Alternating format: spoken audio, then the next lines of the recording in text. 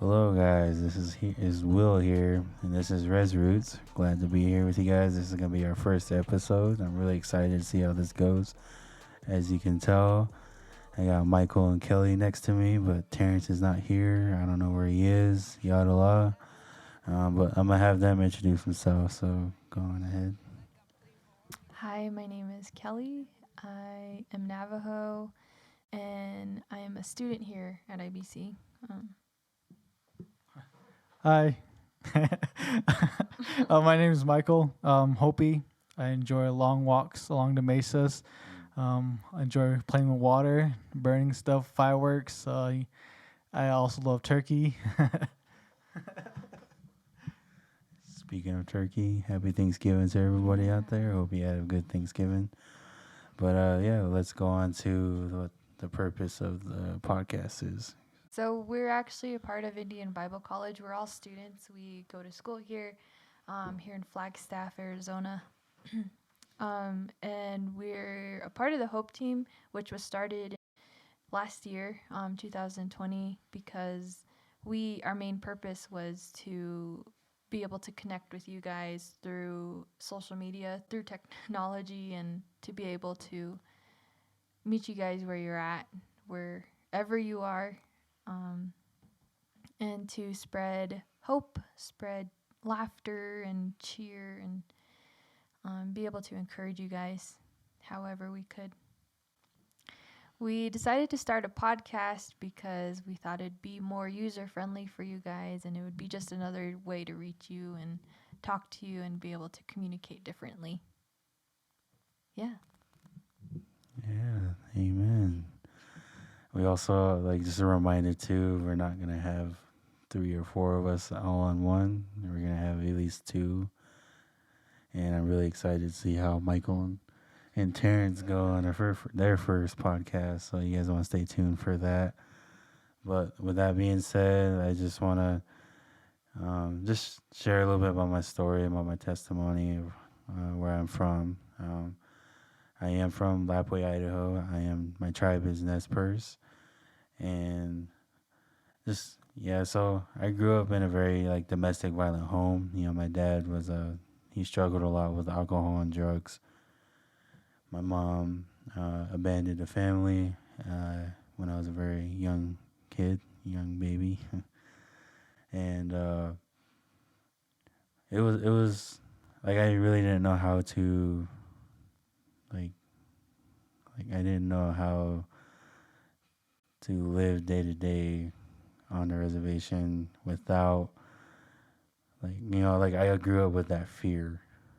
I grew up having fear from my brothers, my dad, because they were so violent. Like it was so crazy. And the earliest memories I have is seeing my dad abuse my brothers and my sister of a point where their face is full of blood, where you can't even recognize them anymore.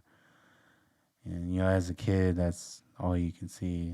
Like that's all you're able to do is watch, but you cannot do anything.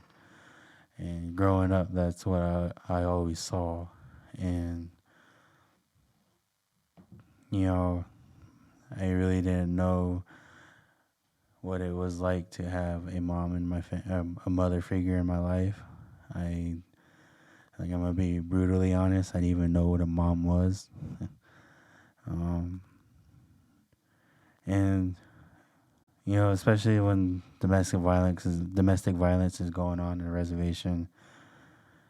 And especially on the reservation, the like people know what's going on really fast, and like they already hear what's going on. Like you have a bad day, and the next thing you know, someone's like, "Hey, I heard you had a bad day." It's like, so I didn't even tell nobody. But it was like that for me. A lot of kids in the neighborhood go to the same school, and some of them were in the same grade as me. And one day, it was a bad night. My dad went into jail. Um, Me and my brothers and my sister had to go move into my auntie's house, and I had to go to school that very next morning. And the first thing one of the students did was like they came up to me like, "Hey man, like what happened? I heard it all last night." And I'm like, I don't want to talk about it. Yeah, he don't want to talk about it. And these kids, they just continue to do their thing.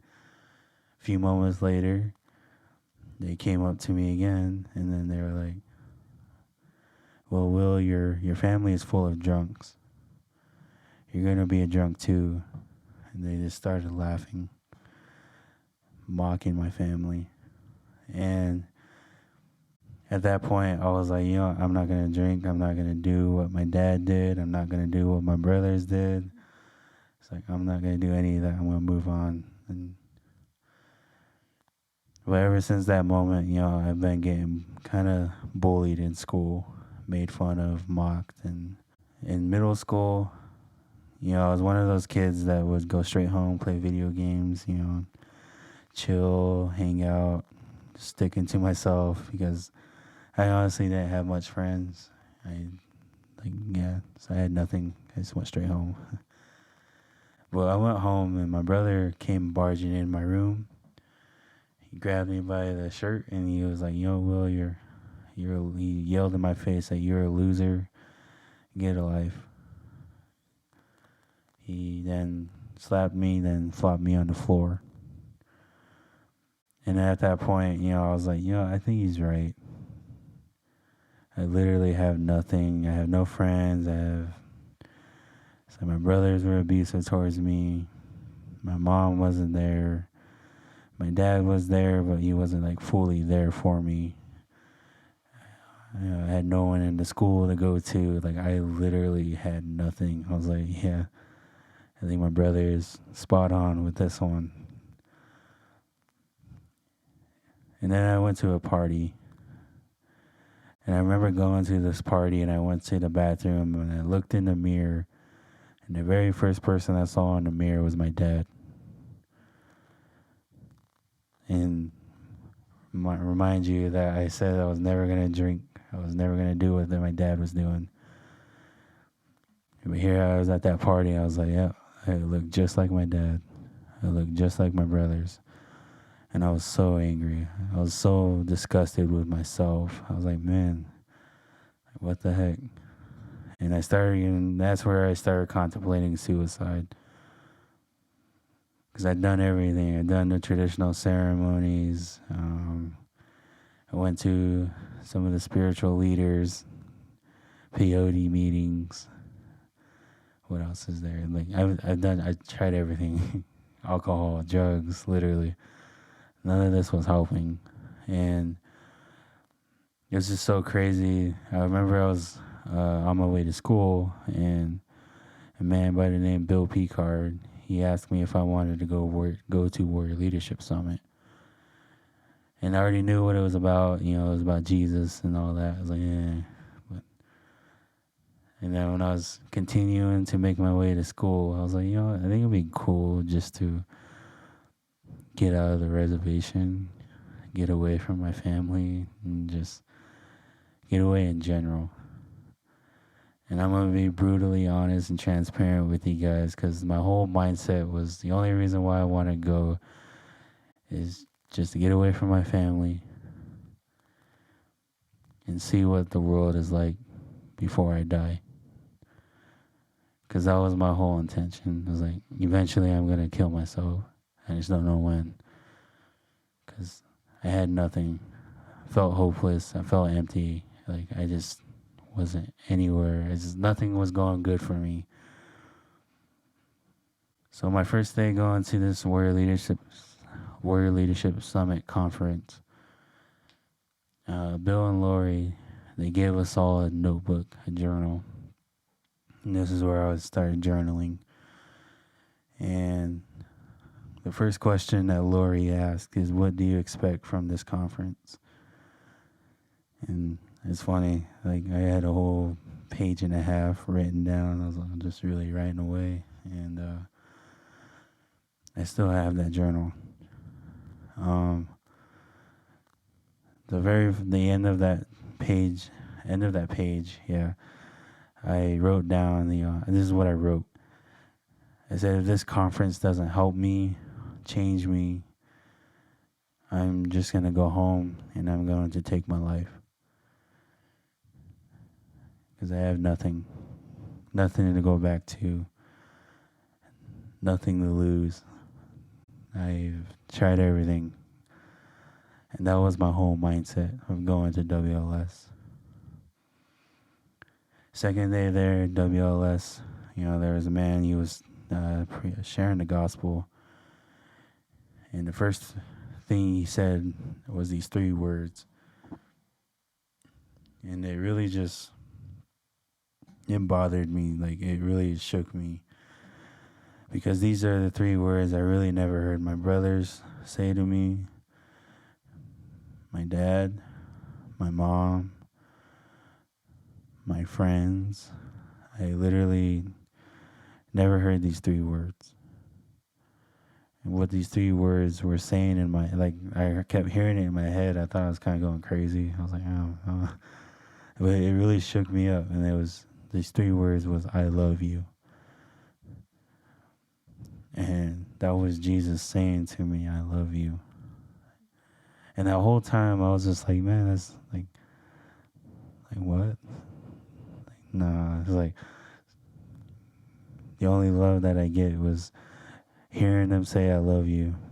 But then eventually later that day they're gonna abuse me physically and verbally. So my whole mindset was like, I was like, yeah, you love me. It's like I was waiting for Jesus to start cussing at me or to do something to abuse me. I was really like, that's my mindset with Jesus when he first said, I love you.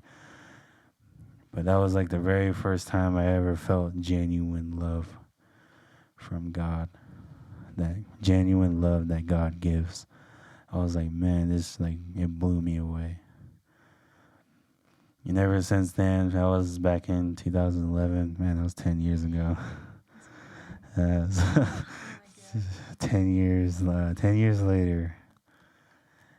I know it did, and I really made it sound like my family is like evil. But with Jesus Christ and the work that he's done in me, I can finally able to say that I do forgive my brothers. I do forgive my mom. I do forgive my dad. And I've been able to have a stronger relationship with my parents and my brothers as well. And that was, that was all through Jesus Christ.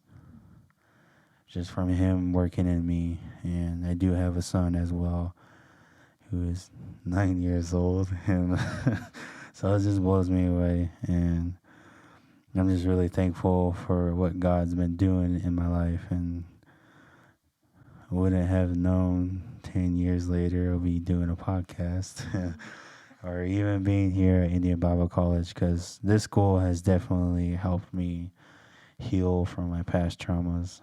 And that was a little shameless plug for IBC. So if you want to come to IBC and get some healing work in, you should come here. But yeah, that is my story, and I really hope in some way, somehow, God really spoke to you in that, because all the glory goes to him. I wouldn't have been here if it wasn't for God. So yeah, that is my story. Thanks, Will. Yeah. Oh, glad you're here too. Yeah, good job. Thanks, Kelly. Appreciate that. I think one thing I forgot to mention. Here at, obviously, so it's Indian Bible College. We are believers. We are Christians. We do believe in God and Jesus, and so apparently Michael's not. Apparently not. I don't know what he's doing. How'd you even get accepted? Just kidding. You even go here. Yeah, God, Jesus, the Holy Spirit, the Trinity. And we all have our story. I have my story. You just heard Will's. Michael has his story. Everyone has a story. And I like when we go on Eagle's Wings, which is a part of Ron Hutchcraft Ministries, which is also a part of Warrior Leadership Summit. You have a chance to go to different reservations around the country and to spread that hope and share your story. They call it a hope story, which it really is, because, you know, hope is like one of the strongest things you can have, and having hope in Christ is, I don't even know. Like, I don't think any of us would, well, no, I know that none of us would be here without that. And it's just a very powerful thing to do, to share that part of your life, but to say, hey, you know, I got out of that.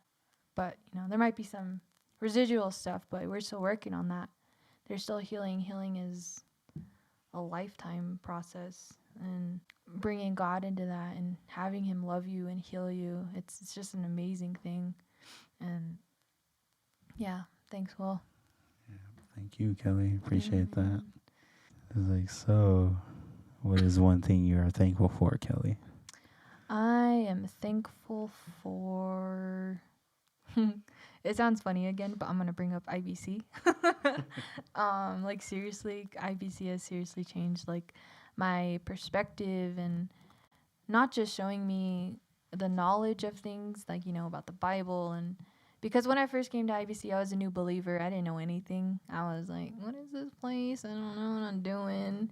I think God wants me here.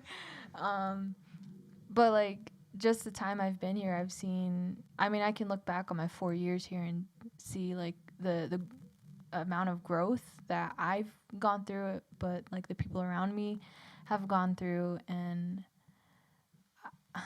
I seriously don't know where I'd be without the healing that has taken place here at IBC. And like the people I've met, the relationships I've grown to have, it's just crazy. Like, yeah, it blows my mind. So yeah, IBC, community, people, and Jude, my dog, my baby dog. Jude, I love you. My puppy. Yeah, so Michael is here too. What are you thankful for? Well, for me, I'm just thankful for a lot of things. I don't. I guess nothing really in particular. Um, just a lot of things I'm really thankful for. I've met a lot of, I guess, cool people along the way here. My journey of life. I just really am thankful for everybody. The people I meet, the friends that I have here, the friends that I have back at home, and just my family. That it's been pretty crazy ride getting here. Like Kelly, I came to IBC not knowing anything. I wouldn't say that I still do. So still don't know anything. So I'm just here to make friends. Yeah, it's like so I need to go outside more. So I did. Came to IBC. So it's just still waiting for me to come home. No, but yeah, I am thankful for everybody here at IBC, the staff and my peers. It's my family and all the people that are involved in my life, and even the ones that are no longer, who are kind of lost contact with. But even them, I'm just really thankful for them. Thankful for food for tomorrow, some turkey and stuffing and whatever else they got going on. Wait, what's tomorrow? Oh yeah, tomorrow's Thanksgiving. Yeah, tomorrow is Thanksgiving. Well, by the time we release this, it's probably a couple days past that. Yeah. It's probably going to be so Christmas. You're going to be waking up from your Thanksgiving coma. Yes, but yeah, tomorrow's Thanksgiving, and we wanted to just share what we were thankful for. Did you go? No, he doesn't need to. No, just kidding. So, Will, what are you thankful for? I'm very ungrateful. Just kidding. No, I would say I'm really thankful for Joshua Ortiz. Great man, great godly man. No, I'm just kidding. But I'm thankful for my mentors here at IBC. They have not held back the truth, and that's what I'm thankful for. It's like kind kind of sucks. I want to punch him in the face, but but we all need truth in our life. So even when we don't like it, so. But yeah, my mentors though, they not only just tell me the truth, but they show me grace with it. You know, they're like, oh, you know, yeah, you done wrong, but you know, let's work through this together now. And so that's just one thing I'm thankful for is my mentors here. Thankful for my family back home too. They've been checking in on me, seeing how I'm doing, and I do appreciate them for reaching out to me and stuff. So it's been great. And I am thankful for Jason and opening up his place to us, just for him to welcome students and his Wait, who's Jason? Yeah, Jason. Jason Coffin. I forgot his last name. I'm sorry, Jason. I knew you for a while and I forgot your last name. Jason Coffin. He's the president of this school. And he opens up his house for students and his church as well to come on over to his house and just have Thanksgiving dinner. They have 2 dinners too. Yeah, man. One at 2 p.m. and that's already a lot of food. And then at 8 p.m. they come out with more food. So and there's lots of football and games. Oh man, I'm gonna eat a lot tomorrow. Yeah, they have it all. It's gonna be a big turkey in Michael's stomach. Nah, just kidding. So, yeah, turkey baby. I will become turkey. He's all, Call it stuffing because you're all stuffed. I'm like, full, man, I'm stuffed. Well, they stuff it in the turkey too. Yeah, but then when you become the turkey. You eat, and then you're like, oh man, I'm all stuffed. See?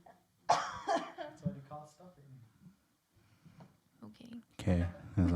Didn't know that. You know, say you learn things here on Rez Rootz. If you didn't know that, now you know.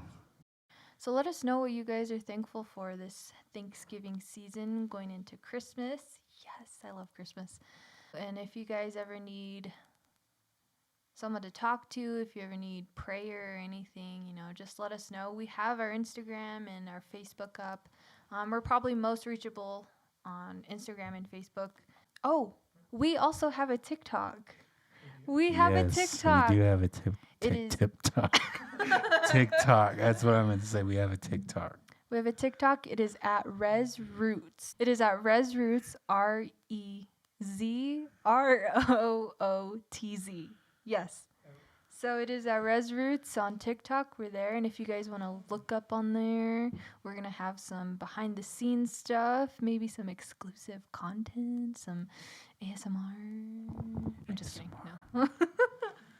We'll have some content on there. So if you want to go look us up, follow us there. We do have Rez Rootz. And we have a YouTube channel. I always forget about that. Yeah, the YouTube channel is also Rez Rootz.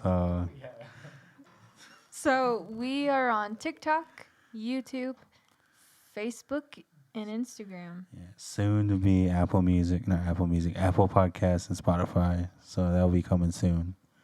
Is MySpace even still on?